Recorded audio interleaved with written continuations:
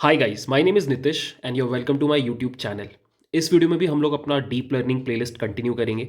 So last जो video मैंने इस प्लेलिस्ट में डाला था वो था अटेंशन मैकेनिज्म के ऊपर एक इंट्रोडक्शन, जहाँ पे मैंने आपको काफ़ी डिटेल में समझाने की कोशिश की थी कि अटेंशन मैकेनिज्म क्या होता है और उसकी ज़रूरत क्यों है।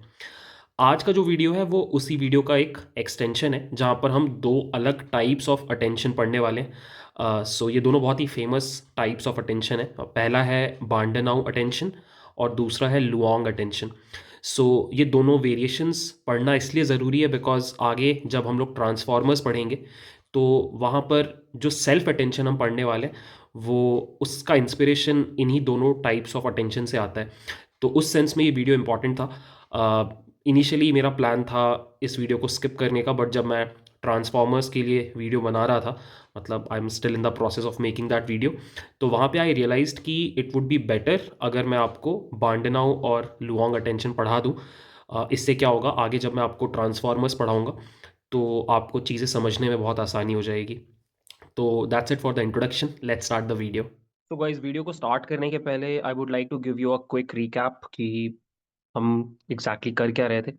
सो हमें एक प्रॉब्लम स्टेटमेंट दिया गया था जहां पर हमारे पास एक लैंग्वेज का सेंटेंस है, लेट्स से इंग्लिश, जहां पे लिखा हुआ है टर्न ऑफ द लाइट्स, और हमें इसको ट्रांसलेट करना है into another language, let's say Hindi में, and that would be light बंद करो, राइट। और we were trying to solve this problem using deep learning neural networks. So ये जो प्रॉब्लम स्टेटमेंट है, मशीन ट्रांसलेशन बोलते हैं इसको, ये प्रॉब्लम स्टेटमेंट पास्ट में हिस्टोरिकली बहुत अलग अलग तरीकों से सॉल्व करने की कोशिश की गई, बट जब से डीप लर्निंग आगे बढ़ा और बहुत फेमस हो गया, तो कुछ न्यूरल नेटवर्क आर्किटेक्चर्स को भी ट्राई किया गया इस प्रॉब्लम को सॉल्व करने के लिए, और इस प्रॉब्लम स्टेटमेंट को डीप लर्निंग में एनएमटी बोला जाता है, न्यूरल मशीन ट्रांसलेशन प्रॉब्लम। तो जो सबसे पहला आर्किटेक्चर ट्राई आउट किया गया था, जो हमने पिछले के पिछले वीडियो में देखा भी, वो था एक एनकोडर डिकोडर आर्किटेक्चर, जो मैंने यहाँ पर आपके लिए ड्रॉ कर रखा है। तो what I will do is I quickly give you a summary of how encoder decoder architecture tries to solve the problem of neural machine translation. So होता क्या है कि दो आपके सेपरेट ब्लॉक्स होते हैं, एक होता है encoder, this is the encoder, और एक होता है डिकोडर, और इन दोनों के अंदर एक एलएसटीएम लगा होता है। आप चाहो तो एक सिंगल एलएसटीएम भी यूज कर सकते हो, आप चाहो तो बाई एलएसटीएम भी यूज कर सकते हो, और आप चाहो तो आप स्टैग्ड एलएसटीएम भी यूज कर सकते हो। ये सब हम डिस्कस कर चुके हैं। तो जो भी है, हमारे केस में हम बहुत सिंपल आर्किटेक्चर यूज कर रहे हैं, दिस इज द एलएसटीएम। और होता क्या है कि आप अपने एनकोडर के अंदर स्टेप बाय स्टेप बेसिस पे हर वर्ड एक एक करके भेजते हो। जैसे सबसे पहले मैंने भेजा टर्न, फिर मैंने भेजा ऑफ, फिर मैंने भेजा द, फिर मैंने भेजा लाइट्स। अब एनकोडर का काम क्या होता है, एकदम सिंपल शब्दों में, एनकोडर का काम होता है ये जो इनपुट सेंटेंस आपने दिया उसका एक समरी प्रिपेयर करना, या फिर डीप लर्निंग के लैंग्वेज में इसको रिप्रेजेंटेशन बोला जाता है। तो हमारा गोल होता है एनकोडर में कि जैसे ही मुझे ये इनपुट सेंटेंस मिलेगा, मैं यहाँ पर एक कॉन्टेक्स्ट वेक्टर जनरेट करूंगा।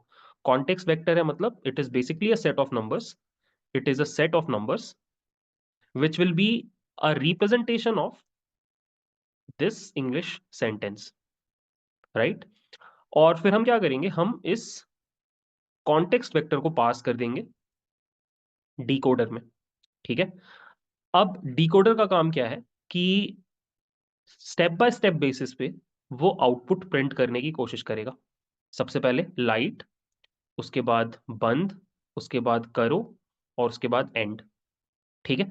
तो हाई लेवल ओवरव्यू यही है इस पूरे सिस्टम का। एनकोडर आपके गिवन इनपुट सेंटेंस को एनकोड करता है, समराइज करता है, और वो समरी को भेज देता है डिकोडर के पास, और डिकोडर उस समरी को देख करके स्टेप बाय स्टेप बेसिस पे आपका आउटपुट सेंटेंस को प्रिंट करने की कोशिश करता है। बट प्रॉब्लम क्या है इस पूरे अप्रोच में कि जैसे ही आप थोड़े बड़े सेंटेंसेस यूज करने लगते हो, sentences with let's say greater than 30 words, example हो गया पैराग्राफ्स, अगर आप पूरा का पूरा पैराग्राफ भेज दो, या फिर आप पूरा का पूरा डॉक्यूमेंट भेज दो। तो प्रॉब्लम क्या हो रही थी कि एनकोडर को बड़ी परेशानी हो रही थी इस पूरे के पूरे पैराग्राफ को एक कॉन्टेक्स्ट वेक्टर में कन्वर्ट करने में, right? Because after all it is just a set of numbers. In set of numbers में आप कितना ही रिप्रेजेंटेशन या समरी स्टोर कर पाओगे? और सिंस सही तरीके से कॉन्टेक्स्ट वेक्टर नहीं बन रहा था, तो फिर डिकोडर भी सही तरीके से ये वर्ड्स जनरेट नहीं कर पा रहा था। इन शॉर्ट, अगर आपके पास थोड़ा भी बड़ा सेंटेंस है, 30 से ज्यादा वर्ड्स का, तो ऐसा एम्पेरिकली ऑब्जर्व किया गया कि जो ट्रांसलेशन हो रहा था, जो ट्रांसलेशन की क्वालिटी थी, वो बहुत अच्छी नहीं आ रही थी। और ये एक बहुत बड़ा बॉटलनेक आ गया हमारे सिस्टम में।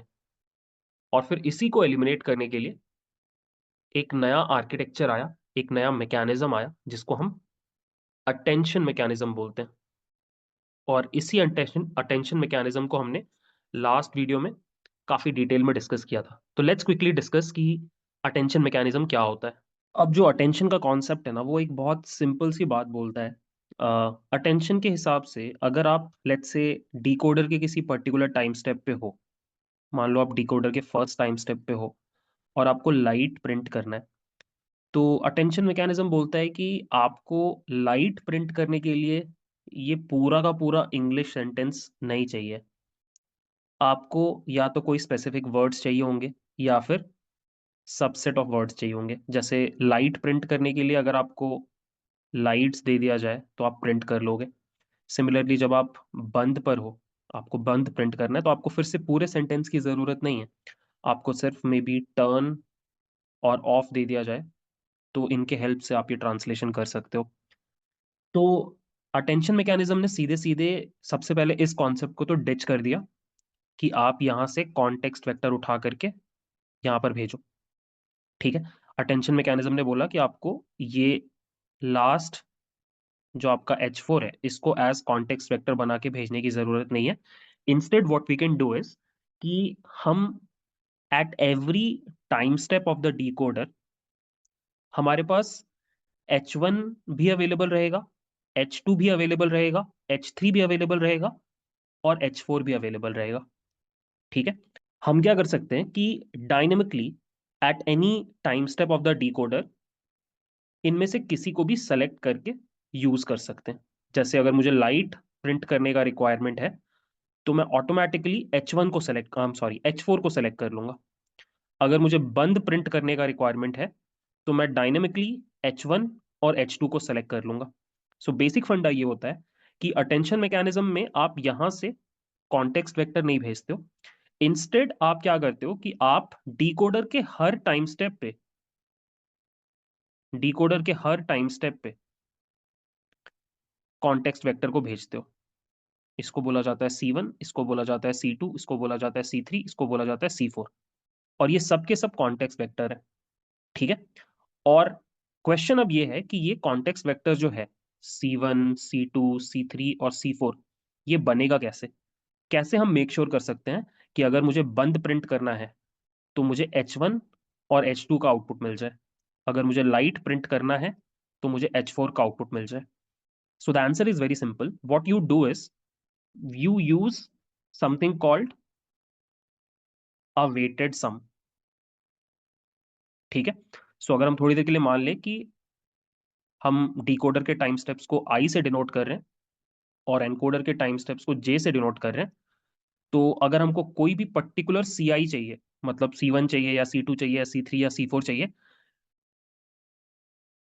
I इज इक्वल टू 1 से लेके 4, क्योंकि there are 4 words, alpha IJ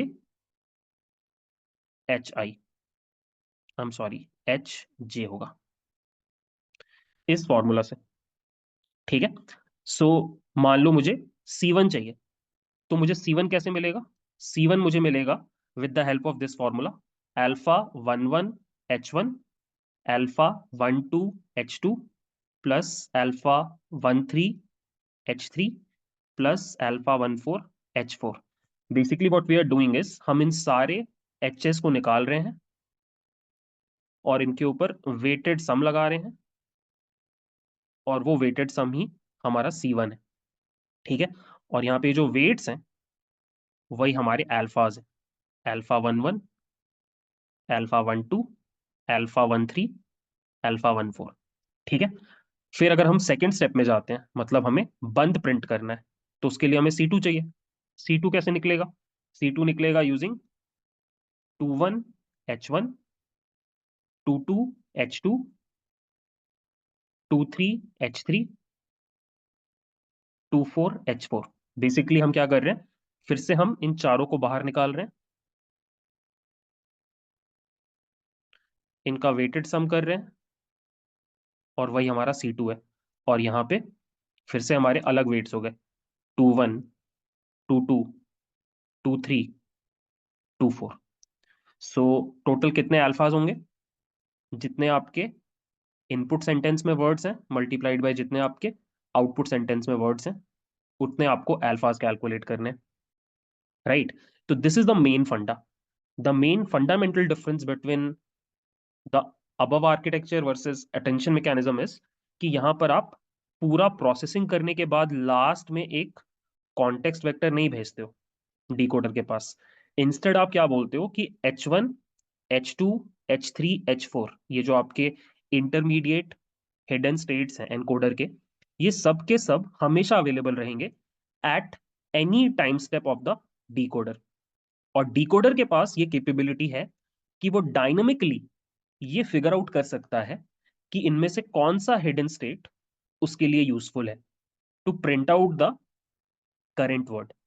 और ये फिगर आउट करने का जो फॉर्मूला है वो ये है, basically a weighted sum of your encoder hidden states.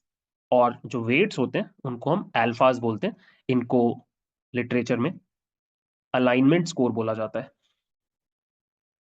ठीक है। अब जो मेन चैलेंज रह गया वो ये है कि हम ये अल्फाज कैसे फाइंड आउट करेंगे। अल्फाज फाइंड आउट करने का ये मतलब हुआ कि हम ये कैसे पता करेंगे, जैसे अगर मान लो आपको अल्फा 1 1 निकालना है, तो जब आप अल्फा 1 1 निकाल रहे हो तो आप एक्चुअली क्या निकाल रहे हो? आप ये पता करने की कोशिश कर रहे हो कि C1 और H1 का रिलेशनशिप कितना स्ट्रांग है। मतलब ये हुआ कि लाइट को प्रिंट करने के लिए टर्न वर्ड का कितना इंपॉर्टेंस है। जब आप अल्फा 2 2 निकाल रहे हो तो आप ये पता करने की कोशिश कर रहे हो कि बंद को प्रिंट करने के लिए ऑफ वर्ड का कितना इंपॉर्टेंस है। राइट? तो अब हमारे पास जो चैलेंज है वो ये है कि वो हम हाई ये अल्फास कैसे फाइंड आउट करेंगे, how to find out these alphas, and these alphas are basically word to word similarity scores. ये सिमिलैरिटी स्कोर हम कैसे जनरेट करेंगे, यही सबसे बड़ा चैलेंज है। और आज का जो वीडियो है वो इसी के ऊपर डेडिकेटेड है कि how do we find out these alignment scores. इसके ऊपर काफ़ी काम हुआ है। हम दो अलग अलग टाइप के आर्किटेक्चर्स देखेंगे, या फिर आप ऐसे बोल सकते हो कि हम दो अलग मेथड्स देखेंगे अल्फा को कैलकुलेट करने के। जो पहला मेथड होगा वो है बाहडनाओ आर्किटेक्चर, या इसको हम बाहडनाओ अटेंशन भी बोलते हैं। आई एम रियली सॉरी अगर मैं नाम सही से प्रोनाउंस नहीं कर रहा हूँ। और सेकंड एक और टाइप ऑफ आर्किटेक्चर या अटेंशन मैकेनिज्म देखेंगे जिसको हम बोलते हैं लुओंग अटेंशन। ठीक है। और इन दोनों को अगर आप समझ गए तो फिर आप एग्जैक्टली exactly समझ जाओगे on a very architecture level कि ये अल्फा कैसे कैलकुलेट किया जाता है। तो नाउ लेट्स डिस्कस बार्नडेनाउ अटेंशन। सो ये वाला अटेंशन मैकेनिज्म समझने के पहले आपको एक बहुत इंपॉर्टेंट चीज की समझ होनी चाहिए। सो एक बार मैं आपको ओवरव्यू बता देता हूँ हम क्या करने निकले हैं। हमें किसी तरीके से इन अल्फाज का वैल्यू निकालना है। अगर इन अल्फाज का वैल्यू निकल गया तो हम ये सी आईज निकाल सकते हैं, और फिर सी आईज की हेल्प से आप आउटपुट प्रिंट कर सकते हो। राइट? अब अल्फाइज है क्या, ये अल्फा आईजेस है क्या? दीज आर अलाइनमेंट स्कोर्स जो हमें ये बताते हैं कि डिकोडर के किसी भी पर्टिकुलर टाइम स्टेप में हमारे एनकोडर के किसी भी हिडन स्टेट का कितना इनपुट या से होगा, कितना वेटेज होगा। ठीक है। मतलब मेरे कहने का ये है कि अगर आप बात कर रहे हो लेट्स से अल्फा 1 1 का, इस पर्टिकुलर अल्फा का अगर आप बात कर रहे हो, तो ये हमें बता रहा है कि लाइट को प्रिंट करने में टर्न का कंट्रीब्यूशन कितना होगा, राइट। सिमिलरली अगर आप बात कर रहे हो अल्फा 1 2 का, तो ये हमें बता रहा है कि लाइट को प्रिंट करने में ऑफ का कंट्रीब्यूशन कितना होगा। तो अगर हम थोड़ी देर के लिए सोचें कि what could be the function which can calculate the values of alpha, उसके पहले हमें ये सोचना पड़ेगा कि अल्फा किन चीजों पे डिपेंड करता है, ठीक है। तो अगर आप ध्यान दो, तो एक चीज तो क्लियरली समझ में आ रही है कि अगर आप अल्फा लेट्स से 1 1 निकालना चाहते हो, मतलब लाइट को प्रिंट करने में टर्न का कंट्रीब्यूशन निकालना चाहते हो, तो ऑब्वियसली आपका जो अल्फा है वो इस H1 पे तो डिपेंड करेगा ही। सो आप यहाँ पे लिख सकते हो H1 पे तो डिपेंड करेगा ही, बट इसके अलावा किस चीज पे डिपेंड करेगा?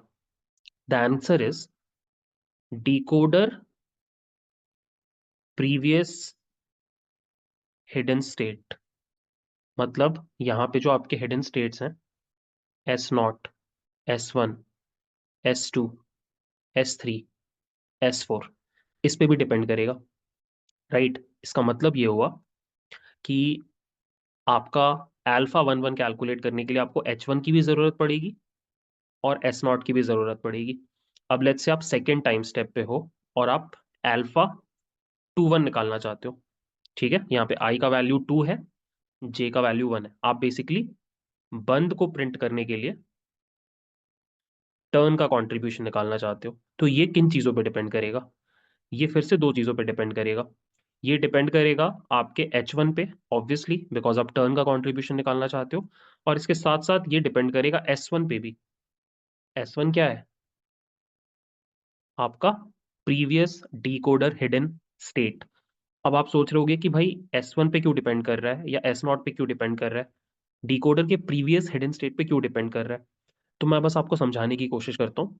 सो एक्चुअली आपका अल्फा आपको ये नहीं बताता है कि आपके करंट डिकोडर टाइम स्टेप का आउटपुट किसी पर्टिकुलर इनपुट हिडन स्टेट पे कितना डिपेंड करेगा। अल्फा आपको ये बताता है कि गिवन अभी तक जो प्रिंट हो चुका है उसके बेसिस पे करंट डिकोडर का output, current decoder time step का आउटपुट किसी पर्टिकुलर इनपुट हिडन स्टेट पे कितना डिपेंड करेगा, राइट। आप बंद का ट्रांसलेशन कहां से आएगा इन चारों में से, वो इस बात पे भी डिपेंड करता है कि अभी तक क्या ट्रांसलेशन हुआ है। वो कॉन्टेक्स्ट भी मैटर करता है, और वो कॉन्टेक्स्ट कहाँ पे स्टोर्ड है? प्रीवियस डिकोडर हिडन स्टेट में, विच इज S0 या S1। सो अगर आप जनरल फॉर्म में लिखना चाहो तो जनरल फॉर्म में अल्फा आई जे को आप लिखोगे FHJ SI-1। तो ये एक बहुत इंपॉर्टेंट बात निकल के सामने आई कि अगर आपको अलाइनमेंट स्कोर्स कैलकुलेट करने हैं, तो alignment score will be a mathematical function of two things. First, the encoder hidden state, and second decoder का प्रीवियस स्टेप का हिडन स्टेट। इन दोनों से मिलकर के बनेगा। अब अगला सवाल ये आएगा कि कौन सा मैथमेटिकल फंक्शन हम चूज करें। बहुत सारे मैथमेटिकल फंक्शंस हो सकते हैं, softmax, exponents, sine, cos, हजारों मैथमेटिकल फंक्शंस हैं। हम यहाँ पे कौन सा मैथमेटिकल फंक्शन यूज करें? तो यहीं पर बांडनाउ अटेंशन का मेन पॉइंट आता है, और बांडनाउ अटेंशन ये बोलता है कि आप क्यों मेहनत करोगे इस मैथमेटिकल फंक्शन को खोजने में। इंस्टेड आप क्या कर सकते हो, आप इस फंक्शन को अप्रोक्सीमेट कर सकते हो with the help of a feed forward neural network. Because आपने पढ़ा था एसेंशियली जो आपके ANNs होते हैं या फीड फॉरवर्ड न्यूरल नेटवर्क्स होते हैं, दे आर यूनिवर्सल फंक्शन अप्रोक्सीमेटर्स। वो कितना भी कॉम्प्लेक्स मैथमेटिकल फंक्शन अप्रोक्सीमेट कर पाते हैं अगर आप उसको इनफ डेटा प्रोवाइड करते हो। तो हम क्या करने वाले हैं, हम एक बहुत सिंपल स्ट्रक्चर यूज करेंगे। हम एक न्यूरल नेटवर्क बनाएंगे। उस न्यूरल नेटवर्क में हम दो चीजों का इनपुट देंगे। इधर से हम देंगे Si-1 और इधर से हम देंगे Hj। और ये न्यूरल नेटवर्क मुझे कैलकुलेट करके देगा Eij। ठीक है। और इन Eij के ऊपर मैं क्या करूंगा, सॉफ्ट मैक्स लगाऊंगा और इससे मुझे मिल जाएगा मेरा अल्फा Ij। ठीक है। तो इसको फिर से अगर मैं एक बार आपको समराइज करके बताऊं, तो हमारे पास एक फीड फॉरवर्ड न्यूरल नेटवर्क होगा जहां पे मैं I-1 डिकोडर का स्टेट और करंट एनकोडर स्टेट को भेजूंगा। इससे मुझे कुछ स्कोर्स मिलेंगे। उन स्कोर्स को उठा करके मैं नॉर्मलाइज कर दूंगा यूजिंग सॉफ्ट मैक्स, और जैसे ही वो नॉर्मलाइज होंगे वही मेरे अल्फा आईजे बन जाएंगे। और यही अल्फा आईजे को उठा करके मैं सी आई कैलकुलेट करूंगा, और फिर सी आई को कैलकुलेट करने से मुझे मेरा वाई मिलेगा। तो this is the flow diagram of Bahdanau attention. ठीक है। अब हम क्या करेंगे, थोड़ा आर्किटेक्चर में डीप में जाएंगे और समझेंगे कि ये पूरा न्यूरल नेटवर्क इंप्लीमेंट कैसे होता है। तो चलो गाइज, अब हम लोग बात करते हैं आर्किटेक्चर की। अब अगर आप आर्किटेक्चर की बात करो तो जो एनकोडर है ना, वो बिल्कुल सेम रहता है जैसा आपने पहले देखा है, कुछ भी अलग नहीं है। बट जो आपका डिकोडर होता है ना, उसमें एक्चुअली आप एक चेंज करते हो। आप उसमें एक न्यूरल नेटवर्क ऐड करते हो। ठीक है, एक फीड फॉरवर्ड न्यूरल नेटवर्क। सो मान लो हमारे पास एक फीड फॉरवर्ड न्यूरल नेटवर्क है जिसमें सिर्फ एक लेयर है, और उसमें मतलब एक हिडन लेयर है, और वो हिडन लेयर में तीन यूनिट्स, तीन नोड्स हैं। ठीक है। और फिर एक आउटपुट लेयर है, और ऑब्वियसली यहाँ पे इनपुट लेयर होगा। ठीक है। ये जो न्यूरल नेटवर्क है, ये डिकोडर का पार्ट है। ठीक है। अब ये काम कैसे करता है, ये सब कुछ मैं आपको बहुत आराम से समझाने वाला हूँ, सो डोंट वरी। सो सबसे पहले कुछ चीजें डिफाइन कर लेते हैं। सो मान लेते हैं कि हमारे पास जो एनकोडर है, उस एनकोडर में हमारे जितने भी हिडन स्टेट्स हैं, हिडन स्टेट्स मतलब H0, H1, H2, H3, H4, जो आपको यहाँ से भी मिलेगा, यहाँ से भी मिलेगा, यहाँ से भी मिलेगा, यहाँ से भी मिलेगा। H1 होगा, H2, H3, H4। ये सारे के सारे हम लोग मान लेते हैं कि दे आर ऑल वेक्टर्स। ठीक है। So H1 might look like this, A B C D, 4 dimensional vector है। ठीक है। H0, H1, H2, H3, H4, all of these are 4 dimensional vectors. ठीक है। सिमिलरली यहाँ पे जो डिकोडर के हिडन स्टेट्स हैं, S0, S1, S2, S3, S4, ये सारे के सारे भी 4 डायमेंशनल वेक्टर्स हैं। ठीक है। मान लो ऐसे हम उसको रिप्रेजेंट कर रहे हैं। ठीक है। तो ये सबसे पहले हमने डिफाइन कर लिया। सेकंड हमने ये डिफाइन कर लिया कि यहाँ पे ये जो न्यूरल नेटवर्क है, इसमें एक हिडन लेयर है जिसमें देर आर 3 यूनिट्स, और एक आउटपुट लेयर है जिसमें वी हैव 1 यूनिट। ठीक है। तो ये हमने आर्किटेक्चर डिफाइन कर लिया। अब मैं आपको डेटा का फ्लो समझाता हूँ। सो सबसे पहले क्या होगा कि आप एनकोडर में सेंटेंस को इनपुट करोगे। सो सबसे पहले आपने टर्न को भेजा तो आपको H1 मिला, फिर आपने ऑफ को भेजा तो आपको H2 मिला, फिर आपने द को भेजा H3 मिला, लाइट्स को भेजा H4 मिला। तो बेसिकली इस स्टेप में आपके पास एनकोडर में आपने सेंटेंस भेजा और आपको आपके सारे हिडन स्टेट्स मिल चुके हैं। H1 भी आ चुका है, H2 भी आ चुका है, H3 भी आ चुका है, H4 भी आ चुका है। ठीक है। अब आपका जो डिकोडर है वो रेडी बैठा हुआ है डिकोड करने के लिए, ट्रांसलेट करने के लिए। और अभी आप इस टाइम स्टेप पे हो, टाइम स्टेप 1, I=1 पे हो आप। अब यहां पे क्या होगा कि आपको सबसे पहले इस जगह से एक कॉन्टेक्स्ट वेक्टर पास करना है, दैट इज C1। और C1 आप कैसे निकालोगे? C1 निकालने के लिए आपको निकालना पड़ेगा अल्फा 1J HJ। बेसिकली आपको ये निकालना पड़ेगा 11H1, 12H2, 13H3, 14H4। आपके पास H1 है, H2 है, H3 है और H4 है। आपको निकालने हैं ये अल्फाज। अब जैसा डिसाइड हुआ, ये अल्फाज निकालने के लिए ही हम लोग इस न्यूरल नेटवर्क को यूज करेंगे।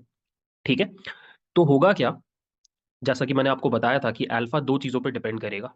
ये सारे अल्फाज दो चीजों पर डिपेंड करेंगे। एक डिपेंड करेगा एस के ऊपर, विच इज डिकोडर का प्रीवियस टाइम स्टेप, और एक डिपेंड करेगा एच जे के ऊपर, which is the current encoder hidden state. तो देखो क्या करना है, हमें यहाँ पे चीजें थोड़ी इंटरेस्टिंग होगी। आपको सबसे पहले क्या करना है, इस जगह से एस नॉट को लेके आना है और उसको इस न्यूरल नेटवर्क में डालना है। ठीक है, क्योंकि आपको ये अल्फाज कैलकुलेट करने हैं, और अल्फाज कैलकुलेट करने के लिए आपको प्रीवियस डिकोडर हिडन स्टेट चाहिए। तो आप एस नॉट को यहाँ पे ले आए। एस नॉट कैसा दिख रहा है? S not is a 4 dimensional vector, EFGH, 4 numbers है। अब आपको क्या करना है, आपको इस एस नॉट को कॉन्कैटिनेट करना है H1 के साथ भी, H2 के साथ भी, H3 के साथ भी और H4 के साथ भी। ठीक है, बेसिकली आपको एक मैट्रिक्स फॉर्म करना है। ठीक है, और वो मैट्रिक्स कैसा होगा, उसमें आपके 4 रोज होंगे और 8 कॉलम्स होंगे। मतलब वो ऐसा दिखाई देगा, एस नॉट का पहला नंबर, एस नॉट का दूसरा नंबर, एस नॉट का तीसरा नंबर, एस नॉट का चौथा नंबर, H1 का पहला नंबर, H1 का दूसरा नंबर, H1 का तीसरा नंबर, H1 का चौथा नंबर, एस नॉट का पहला नंबर, एस नॉट का दूसरा नंबर, एस नॉट का तीसरा नंबर, एस नॉट का चौथा नंबर, H1 का पहला नंबर, H2 का पहला नंबर, H2 का दूसरा नंबर, H2 का तीसरा नंबर, H2 का चौथा नंबर। This is the matrix, this is the matrix. ठीक है, इस मैट्रिक्स में we have 4 rows and 8 columns. ठीक है, अब हमें क्या करना है, हमें इस मैट्रिक्स के हर रो को एक एक करके उठाना है और इस न्यूरल नेटवर्क में डालना है। सो बेसिकली इस न्यूरल नेटवर्क में जो इनपुट लेयर होगा, उसमें 8 डायमेंशनल वेक्टर आप डालोगे। ठीक है, पहली बार इसको डालोगे, दूसरी बार इसको डालोगे, तीसरी बार इसको। बेसिकली आप Si-1 और Hj को कॉन्कैटिनेट कर करके यहाँ पे डालोगे। ठीक है, अब सिंस ये फुली कनेक्टेड न्यूरल नेटवर्क है, तो यहाँ पर आपके वेट्स होंगे। कितने वेट्स होंगे? 3x8। एक्चुअली 8x3 है, 3x8 लिख दो, ट्रांसपोज हो जाता है, बट चलो सिंपल रखने के लिए मान लेते हैं फिलहाल कि 8x3 है। ठीक है, फिर यहाँ पे भी आपका वेट्स होंगे, और ये वेट्स होंगे आपके 3x1। ठीक है, और यहाँ पे अब आप क्या कर सकते हो, या तो आप एक एक करके भेजो, या फिर आप क्या कर सकते हो, इस पूरे के पूरे मैट्रिक्स को एक साथ भी भेज सकते हो एज अ बैच ऑपरेशन। होता है ना, आप या तो एक रो भेजो, या फिर आप एक साथ बैच ऑफ 32 भेज सकते हो, बैच ऑफ 64 भेज सकते हो। तो यहाँ पे मान लो हम बैच ऑफ 4 भेज रहे हैं। ठीक है, तो होगा क्या कि मैं यहाँ से एक मैट्रिक्स भेज रहा हूँ, दैट मैट्रिक्स इज 4x8। ठीक है, और फॉरवर्ड प्रोपगेशन में क्या होगा, ये जो मैट्रिक्स है वो इन वेट्स के साथ डॉट प्रोडक्ट होगा। तो ये वेट्स हैं अपने 8x3। ठीक है, ये दोनों मैच कर रहे हैं, तो हमें मिल जाएगा एक 4x3 मैट्रिक्स। इस जगह पे, इस जगह पे 4x3 मैट्रिक्स मिला। अब इसके ऊपर आप कोई नॉन लीनियरिटी लगाओगे, यहाँ पर कुछ एक्टिवेशन फंक्शन होगा, मान लो वो tan h है, तो मैं tan h लगा दूंगा इस 4x3 के ऊपर। कोई बायस है तो मैं बायस भी ऐड कर दूंगा। बट जो भी है, इन सारी चीजों के करने के बाद भी मेरे पास 4x3 मैट्रिक्स ही रहा। अब इस 4x3 मैट्रिक्स को मैं इन सेट ऑफ वेट्स के साथ डॉट प्रोडक्ट करा दूंगा। सो ये है 3x1, ये दोनों सेम है, तो डॉट प्रोडक्ट करके मुझे क्या मिल जाएगा, 4x1। बेसिकली मुझे 4 नंबर्स मिल रहे हैं। ठीक है, मुझे 4 नंबर्स मिल रहे हैं इस जगह पे। यहाँ पे मुझे 4 नंबर्स मिल रहे हैं, और इन्हीं नंबर्स को मैं बुलाऊंगा E11, E12, E13, E14। ठीक है, ये काइंड ऑफ हमारे अलाइनमेंट स्कोर्स हैं, बट ये नॉर्मलाइज्ड नहीं है। तो अब मैं क्या करूंगा, जैसे ये चारों नंबर्स मिलेंगे, मैं इनके ऊपर सॉफ्ट मैक्स लगा दूंगा। ठीक है, सॉफ्ट मैक्स लगाने के लिए क्या करोगे आप, जो भी है e⁻e11 divided by e⁻e11 plus e⁻e12 plus e⁻e13 plus e⁻e14, normalize कर दिया हमने यूजिंग सॉफ्ट मैक्स। इससे फायदा क्या हुआ, सब कुछ पॉजिटिव में आ गया और सबको जोड़ करके 1 बनेगा, और यही बन गया हमारे अल्फाज। जैसे ही हमने सॉफ्ट मैक्स लगाया, यही बन गया हमारे अल्फाज। तो मुझे इससे मिल गया α11, α12, α13, α14। ठीक है, आई होप आपको फर्स्ट स्टेप समझ में आ गया। जैसे ही मुझे ये चारों मिल गए, मैं इस इक्वेशन में डालूंगा। मेरे पास H1 है, α11 आ गया, H2 है, ये पूरी चीज आ गई। इससे मुझे C1 मिलेगा। ठीक है, अब यहाँ पे C1 आ चुका है, इस जगह पे C1 आ चुका है। यहाँ पे y t-1 है, जहाँ पे मैं स्टार्ट भेज रहा हूँ, और मेरे पास S0 है। तो मैं S0, y t-1 और C1 से LSTM में इनपुट देके क्या कैलकुलेट कर लूंगा, मेरा YT विच इज लाइट, और मेरा पहला सेंटेंस, पहला आउटपुट प्रिंट हो गया। और इसी प्रोसेस में मैंने S1 भी जनरेट कर लिया। बेसिकली मेरा डिकोडर का जो हिडन स्टेट है उसको मैंने अपडेट कर लिया। अब हम लोग आगे टाइम स्टेप 2 पे। तो मैं फिर से आपको टाइम स्टेप 2 करके दिखाता हूँ। तो गाइज अब हम आगे बढ़ रहे हैं डिकोडर के सेकेंड टाइम स्टेप पे। ठीक है, हमें अब क्या करना है, ये C2 कैलकुलेट करना है, और C2 कैलकुलेट करने का फॉर्मूला है α21, α22, α23, α24 multiplied by H1 H2 H3 H4। ठीक है, अब हमारे पास ये H1 H2 H3 H4 है, हमें ये अल्फाज निकालने हैं। और अल्फाज निकालने के लिए हमें फिर से इस न्यूरल नेटवर्क के पास जाना पड़ेगा। तो सबसे पहले हम क्या करेंगे कि हम ये S1 को उठाएंगे और उसको सबसे पहले कॉन्कैटिनेट कर देंगे H1 के साथ, H2 के साथ, H3 के साथ और H4 के साथ, ताकि फिर से हमारे पास ये 4x8 मैट्रिक्स आ जाए। ठीक है, इस बार आप नोटिस करना क्या डिफरेंट है। इस बार ये S11 है, S12 है, S13 है, S14 है। पिछली बार क्या था, S01 था।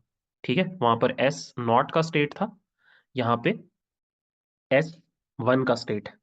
ठीक है, ये वाली चीज बिल्कुल सेम है। ये पार्ट ऑफ द मैट्रिक्स जो यहाँ पर है, वही आपका यहाँ पर भी है। यहाँ पर नथिंग चेंजेस। ठीक है, अब आपको क्या करना है, ये 4x8 इनपुट इस न्यूरल नेटवर्क में भेजना है।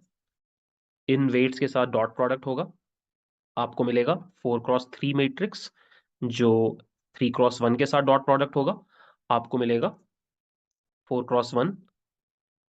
इस बार आपको मिलेगा E21, E22, E23, E24। उसको आप सॉफ्ट मैक्स में डालोगे, आपको मिलेगा α21, α22, α23, α24। और जैसे ही आपको ये मिलेगा, आप उसको इस इक्वेशन में डालोगे, आपको मिल जाएगा C2। अब आप क्या करोगे, आपको मिल गया C2, आपके पास है S1 और आपके पास है Y1, बेसिकली ये लाइट। ये तीनों को आप LSTM में भेजोगे। LSTM आपको दो चीजें देगा, पहला Y2 निकाल के देगा, जो हमारे केस में है बंद, ये वाला वर्ड, और साथ ही साथ आपका स्टेट अपडेट हो जाएगा, और आपको मिल जाएगा S2 इस जगह पे। और ये आप रिपीट करते चले जाओगे। ठीक है, अगले टाइम स्टेप के लिए, उसके अगले टाइम स्टेप के लिए, what you have to actually note down is कि ये जो वेट्स का जो वैल्यू था यहाँ पर, ये जो वेट्स का वैल्यू यहाँ पर था और जो यहाँ पर था, ये एक्चुअली सेम है। ठीक है, ये वेट्स का वैल्यू चेंज कब होगा? जब बैक प्रोपगेशन अप्लाई होगा। ठीक है, और बैक प्रोपगेशन अप्लाई कब होगा? जब आपका डिकोडर लास्ट वर्ड को प्रिंट कर देगा। अब आप क्या करोगे, इन चारों को कंपेयर करोगे ट्रू लेबल के साथ यूजिंग कैटेगोरिकल क्रॉस एंट्रोपी। वो एरर बैक प्रोपगेट होगा, इस पूरे नेटवर्क में फ्लो करेगा और इन वेट्स को भी अपडेट करेगा। फिर अब जैसे ही अगला सेंटेंस आएगा, यहां पे अगला सेंटेंस आया, ये हिडन स्टेट्स जनरेट हुए और फिर इन अपडेटेड वेट्स के ऊपर हम इनको कैलकुलेट करेंगे C1 C2 को। तो आई होप अब आपको समझ में आ रहा है कि क्यों मैंने ये बोला था कि आपका जो अल्फा है वो दो चीजों पे डिपेंड कर रहा है, Si-1 पे और Hj पे। यू कैन सी इस मैट्रिक्स में एक्चुअली अपडेट होने वाली सिर्फ एक ही चीज है, वो है आपका डिकोडर का जो हिडन स्टेट है, ये अपडेट हो रहा है बार बार, ये बार बार बदल रहा है इस न्यूरल नेटवर्क के इनपुट में। अदरवाइज ये जो H1 H4 H3 ये सब है, ये तो हर टाइम स्टेप में सेम है। बदल क्या रहा है? ये S1 का इनपुट, और इन दोनों के बदलने की वजह से आपको हर बार यहाँ पे अलग अल्फाज मिल रहे हैं। तो ये आप थोड़ा सा वीडियो पॉज करके देख लेना। एक और टर्मिनोलॉजी मैं आपको बताता हूँ। सिंस ये जो पूरा न्यूरल नेटवर्क है, ये जो पूरा न्यूरल नेटवर्क है, सिंस ये डिकोडर के हर टाइम स्टेप के लिए सेम है, मतलब पहले टाइम स्टेप में भी सेम वेट्स रहते हैं, दूसरे टाइम स्टेप में भी सेम वेट्स रहते हैं, तीसरे चौथे में भी सेम वेट्स रहते हैं, तो इसको एक्चुअली बुलाया जाता है time distributed fully connected neural network. ठीक है, ये टाइम एक्सिस पे आप शेयर कर रहे हो, पैरामीटर सेम है अलग अलग टाइम पे। ठीक है, बस ये पैरामीटर्स अपडेट कब होंगे? जब बैक प्रोपगेशन किक इन करता है। ठीक है, तो आई गेस अब आपको अगला ये वाला स्टेप और ये वाला स्टेप करके दिखाने की जरूरत नहीं है, आप समझ गए कि ये पूरी चीज काम कैसे कर रही है। तो आई होप आपको आर्किटेक्चर तो समझ में आ गया होगा। अब एक काम करते हैं, जल्दी से इस पूरे आर्किटेक्चर को एक मैथमेटिकल फॉर्म दे देते हैं। ठीक है, क्योंकि ये हमें आगे काम आने वाला है। सबसे पहले तो हमने ये सीखा कि अगर आपको सी आई कैलकुलेट करना है, ठीक है, CIJ कैलकुलेट करना है, तो आपका फॉर्मूला होता था sigma of alpha I J H J. ठीक है, एच जेस तो हमें पता है, हमें मिल जाएंगे। अल्फा आई जेस कैलकुलेट करने के लिए हमें क्या करना पड़ता था? अगर आपको याद हो, ये अल्फा आई जेस हमें कैसे मिले हैं? जब हमने इन ई वाले वेक्टर के ऊपर सॉफ्ट मैक्स लगाया, तो हम यहाँ पर एक्चुअली इसको लिख सकते हैं as exponent of E I J divided by sigma I equal to 1 से लेके 4, बिकॉज यहाँ पे 4 टाइम स्टेप्स हैं, एक्सपोनेंट ऑफ ई, एक्चुअली इसको के बोल देते हैं, आई के। ठीक है, सॉफ्ट मैक्स ऑपरेशन से आया। अब सवाल आता है कि ये ई आई जे कैसे मिलेगा? तो ई आई जे मिलने का तरीका क्या है कि हमने सबसे पहले ये मैट्रिक्स बनाया। ये मैट्रिक्स कैसे बना? हमने लिया Si-1 को और उसको कॉन्कैटिनेट किया एच जे के साथ। फिर हमने इसको भेज दिया कहां पर? इस वाले वेट के साथ डॉट प्रोडक्ट कर दिया। इस वेट को अगर हम W बुला लें, तो basically we are doing this operation. ठीक है, फिर हमने यहाँ पर जो एक्टिवेशन फंक्शन था वो लगाया। यहाँ पे आप बायस भी ऐड कर सकते हो सकता है यहाँ पे कुछ बायस हो, तो बायस ले लिया और इसके ऊपर आपने 10H लगा दिया। ठीक है, उसके बाद आप आगे बढ़ गए और आपने इन वेट्स के साथ डॉट प्रोडक्ट किया इस पूरी चीज का। तो इन वेट्स को लेट्स से हम V बुला लेते हैं, तो यहाँ पे आ गया V। ठीक है, और दैट्स इट, यही है इस जगह पे हमारा E। तो ये बन गया हमारा मैथमेटिकल फॉर्म। आपको सी आई जे चाहिए थे, जो अल्फा आई जे एच जे से के वेटेड प्रोडक्ट्स वेटेड सम से बन रहे हैं। अल्फा आई जे निकालने के लिए आपको ई आई जे का सॉफ्ट वैक्स करना है, बट ई आई जे क्या है? ई आई जे है Si-1 एच जे का concatenated matrix dot product with this W plus some bias term के ऊपर एक एक्टिवेशन फंक्शन tan h, और इस पूरी चीज को आपने फिर से डॉट प्रोडक्ट कर दिया इस V के साथ, बेसिकली ये वाला डॉट प्रोडक्ट, और इससे आपको ई आई जे मिला। तो ये जो तीन इक्वेशंस है ना, यही तीन इक्वेशंस डिफाइन करती है बांडनाउ अटेंशन को। सो आई होप पूरा हमने खोल करके समझ लिया इस पर्टिकुलर अटेंशन मैकेनिज्म को। ऑल्सो एक दो चीज़ें मैं आपको बताना भूल गया। जो बांटेनाउ अटेंशन होता है इसको हम लोग एडिटिव अटेंशन भी बोलते हैं। और ये जो न्यूरल नेटवर्क यहाँ पे यूज हो रहा है ना, इसको हम लोग अलाइनमेंट मॉडल बोलते हैं। ये मैं आपको इसलिए बता रहा हूँ बिकॉज आप कल को अगर पेपर पढ़ने जाओगे बांटेनाउ अटेंशन का, तो वहाँ पे आपको ये टर्म्स मिलेंगे एंड आई डोंट वांट कि आप कंफ्यूज हो। गाइज अब बात करते हैं लुओंग अटेंशन की। सो लुओंग अटेंशन बांडेनो अटेंशन के बाद आया, और इसमें कुछ इम्प्रूवमेंट्स हैं, वो मैं आपके साथ डिस्कस करना चाहता हूँ। सो यहाँ पे भी अपना जो मेन पर्पस है वो सेम है। हमें क्या करना है कि हमें अटेंशन स्कोर्स कैलकुलेट करने हैं। Like for every time step of the decoder मुझे ये पता करना है कि एनकोडर का कौन सा टाइम स्टेप सबसे इंपॉर्टेंट रहेगा। ये सेम टास्क मेरा यहाँ पर भी है, बट लुओंग अटेंशन ये काम थोड़ा अलग तरीके से करता है। सो अगर मैं एक बार समराइज करूँ, यहाँ भी मुझे सी आईज कैलकुलेट करने हैं, और सी आईज यहाँ भी कैलकुलेट करने के लिए मुझे अल्फा आईजेस निकालने होंगे। एच जेज मेरे पास ऑलरेडी होंगे, ठीक है। बट यहाँ पर ये जो अल्फा कैलकुलेट होता है वो एक्चुअली थोड़ा डिफरेंटली कैलकुलेट होता है। अगर आप अल्फा आईजे की बात करो, तो अगर आपको याद होगा, तो मैंने बोला था कि बांटेनाउ अटेंशन में it was a function of two things. First S I minus one, second H J. यहाँ पर ऐसा नहीं है। लुओंग अटेंशन में क्या होता है कि अगर आप अल्फा आई जे कैलकुलेट करना चाहते हो, तो ये दो चीजों का फंक्शन होता है। पहला S I comma H J. यहाँ पर आप प्रीवियस डिकोडर हिडन स्टेट पे डिपेंड ना करके करंट वाले पे डिपेंड करते हो। This is the first point of difference, this is the first difference, ठीक है। And the second difference is, अगर आपको याद होगा, तो ये जो फंक्शन था in the case of Bahdanau attention, it was a feed forward neural network, जो इवेंचुअली एक इस तरह का फॉर्मूला बन गया था, right. This was the function that we used. Luong attention क्या बोलता है कि इतना कॉम्प्लेक्स न्यूरल नेटवर्क यूज करने से बढ़िया है कि हम सिंपली एस आई और एच जे का डॉट प्रोडक्ट निकाल दें। अजम्पशन है कि एस आई और एच जे दोनों वेक्टर्स हैं जिनका डायमेंशन सेम है।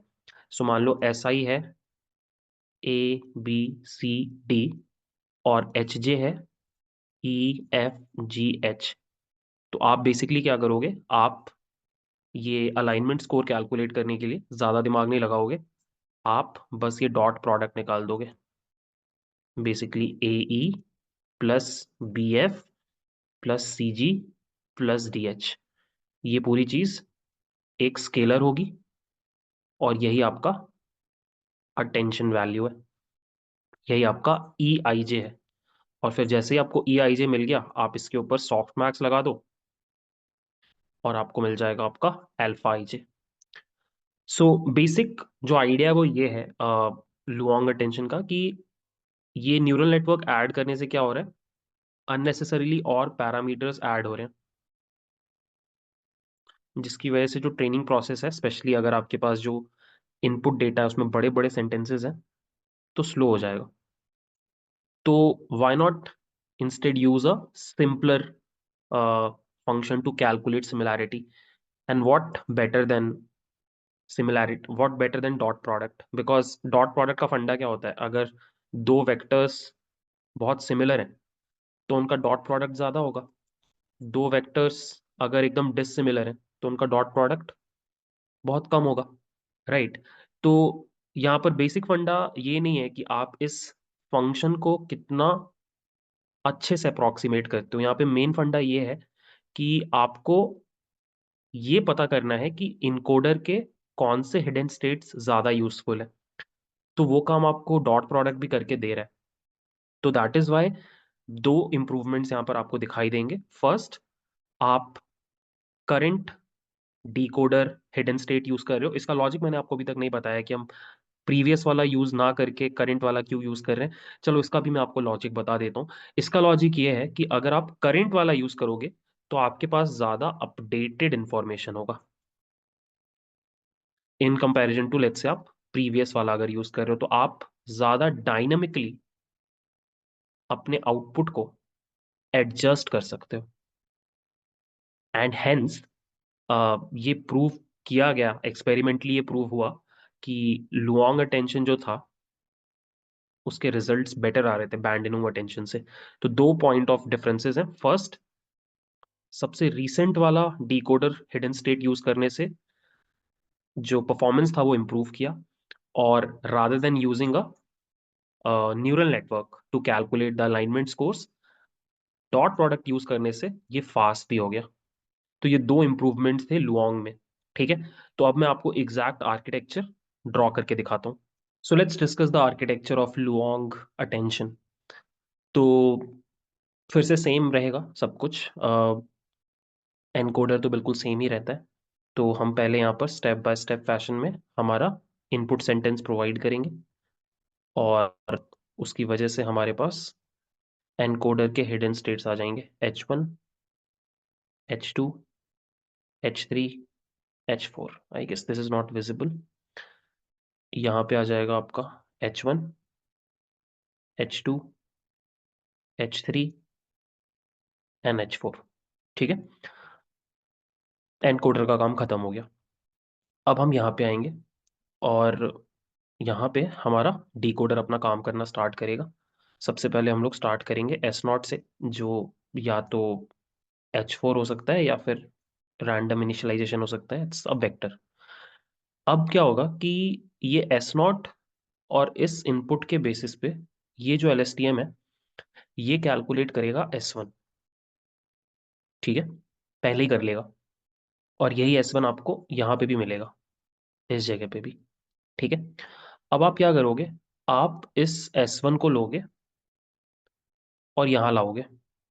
ठीक है, और यहाँ से आप अपने सारे के सारे एनकोडर वाले हिडन स्टेट्स को लेके आओगे, और इन सब के बीच आप डॉट प्रोडक्ट करोगे। मतलब आप S1 और H1 का डॉट प्रोडक्ट करोगे, S1 H2 का डॉट प्रोडक्ट करोगे, S1 H3 का डॉट प्रोडक्ट करोगे, S1 H4 का डॉट प्रोडक्ट करोगे। इससे आपको मिलेगा E11, इससे आपको मिलेगा E12, इससे आपको मिलेगा E13, इससे आपको मिलेगा E14। अब आप इन चार वैल्यूज को लोगे और उसको आप डालोगे सॉफ्ट मैक्स में। ठीक है, तो इससे आपको मिलेगा α11, α12, α13, α14। ये आपका सारा अल्फाज मिल गया। अब ये सारे अल्फाज मिल गए तो आप कैलकुलेट करोगे C1 with the help of this. ठीक है, C1 आपको मिल गया। अब यहाँ पे एक चीज अलग है, जैसे आपको C1 मिला ना, तो पहले आप क्या करते थे, बांडनाव टेंशन में आप इस जगह पे C1 को डालते थे एज इनपुट। यहाँ पर अब आपको इनपुट नहीं डालना है, इस LSTM ने अपना काम कर दिया है, उसने S1 कैलकुलेट कर दिया है। तो आप क्या करोगे, इस C1 को उठाओगे, इस C1 को उठाओगे और यहाँ पे दे दोगे आउटपुट में, इस जगह पे कॉनकैटिनेट कर दोगे इस S1 को, आप कॉनकैटिनेट कर दोगे C1 के साथ। इससे आपको एक अलग स्टेट मिल जाएगा S1, जिसके ऊपर आप एक फीड फॉरवर्ड न्यूरल नेटवर्क, उसके बाद सॉफ्ट मैक्स लगा करके फाइनली ये वर्ड प्रिंट करोगे। And this is the main difference. यहाँ पर जो आपका कॉन्टेक्स्ट वेक्टर है वो इनपुट में नहीं, आउटपुट में जाके कॉनकैटिनेट हो रहा है। ठीक है, फिर बात आगे बढ़ेगी। हमारे पास हमारा पहला वर्ड प्रिंट हो गया। अब हम सेकंड वाले पे आएंगे। सेकंड वाले में फिर से क्या होगा, आपका S1 और इस इनपुट से मिल करके आपको S2 मिलेगा। फिर आप क्या करोगे, आप S2 को बाहर निकालोगे और इन चारों के साथ डॉट प्रोडक्ट करोगे। अब आपको E21, E22, E23, E24 मिलेगा। इसके ऊपर आप सॉफ्ट मैक्स लगाओगे, जिससे आपको α21, α22, α23, α24 मिलेगा। इससे आपको C2 मिलेगा, और आप C2 को क्या करोगे, C2 को आप यहाँ लेके जाओगे और यहाँ पे कॉन्कैटिनेट कर दोगे। किसके साथ? S2 के साथ। और इससे आपको ये नया स्टेट मिलेगा जिसके ऊपर आप फीड फॉरवर्ड और फिर सॉफ्ट मैक्स लगा के इसको प्रिंट करोगे। बंद। फिर ये बंद और इस S2 को यूज करके आप S3 लेके आओगे और ये प्रोसेस रिपीट होता रहेगा। ठीक है। बट यही है आर्किटेक्चर पॉइंट ऑफ व्यू से, this is the main difference between Bahdanau and Luong. पहला डिफरेंस क्या आया? हमने न्यूरल नेटवर्क को ही एलिमिनेट कर दिया और उसके बदले एक सिंपलर अलाइनमेंट स्कोर यूज किया विच वॉज डॉट प्रोडक्ट। ठीक है। सेकंड, हमने एक बड़ा डिजाइन चेंज किया कि rather than working with previous decoder hidden state, we are now working with the current decoder hidden state, जिसकी वजह से अब हम इनपुट में कॉन्टेक्स्ट वेक्टर को ना दे करके आउटपुट में दे रहे हैं। इस चेंज से क्या फायदा हो रहा है कि हमारे पास ज्यादा अपडेटेड वैल्यू है। ठीक है। हमारे पास जब हम ये अटेंशन स्कोर्स कैलकुलेट कर रहे हैं, ये जब हम अटेंशन स्कोर्स कैलकुलेट कर रहे हैं तो हमारे पास ज्यादा अपडेटेड वैल्यू है। अभी तक का जो सबसे रीसेंट वाला ट्रांसलेशन है वहां तक की वैल्यू और सबसे रीसेंट कॉन्टेक्स्ट है। ठीक है। उस रीसेंट कॉन्टेक्स्ट की वजह से आपका जो ट्रांसलेशन है वो थोड़ा ज्यादा डायनामिक होता है और एम्पेरिकली भी फिर ये देखा गया कि बांडनो अटेंशन से बेटर परफॉर्म कर रहा है, और फास्टर तो है ही because there are lesser number of parameters. तो आई होप आपको लुआंग अटेंशन समझ में आ गया। लुआंग अटेंशन को by the way multiplicative attention बोला जाता है और उसका रीजन बहुत सिंपल है। आप यहाँ पे डॉट प्रोडक्ट करके अलाइनमेंट स्कोर्स या फिर सिमिलैरिटी स्कोर कैलकुलेट कर रहे हो। सो आई होप ये दोनों चीजें, ये दोनों अटेंशंस आपको समझ में आ गए। इन दोनों को इतना डिटेल में डिस्कस करने का एक ही रीजन है कि यहाँ पे जो भी आपने पढ़ा अभी, एटलीस्ट जो आर्किटेक्चर पॉइंट ऑफ व्यू से जो पढ़ा, वो क्लैरिटी आपको हेल्प करेगी जब आप ट्रांसफॉर्मर्स में सेल्फ अटेंशन का कॉन्सेप्ट पढ़ोगे। सेल्फ अटेंशन इज लाइक एकदम कोर ऑफ ट्रांसफॉर्मर। तो सेल्फ अटेंशन में अगर आपको सारी चीजों को अच्छे से समझना है तो you should have a very good understanding about these two types of attention. तो आई रियली होप मैं आपको समझा पाया और मोटिवेट कर पाया कि attention mechanism exactly in depth काम कैसे करता है। अगर आपको वीडियो पसंद आया तो प्लीज़ लाइक करना, और अगर आपने चैनल को सब्सक्राइब नहीं किया है तो प्लीज़ डू सब्सक्राइब। मिलते हैं नेक्स्ट वीडियो में। बाय।